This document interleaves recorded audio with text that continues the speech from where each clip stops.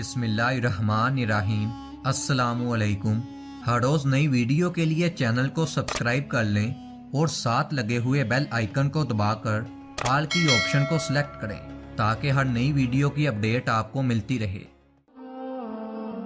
हज़रत साद बिन अबी वक़ास रदियल्लाहु ताला अन्हु फरमाते हैं कि मैं हज्जतुल विदा वाले साल बहुत ज़्यादा बीमार हो गया था।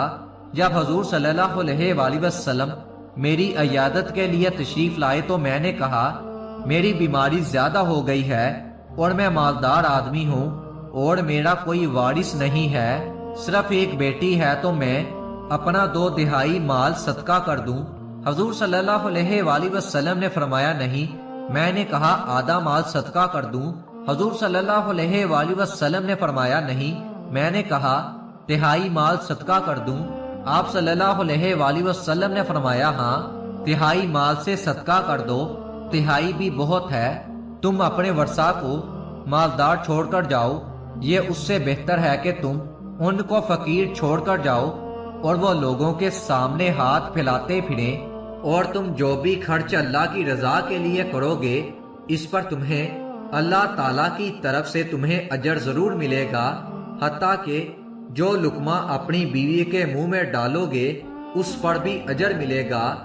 एक जहाद के सफर से वापस आ रहे थे। हजरत अम्मा आयशा रदियल्लाहु ताला अन्हा आपके साथ हैं। आपने सहाबा कराम से कहा कि आगे चले जाओ। वो सारे आगे चले गए।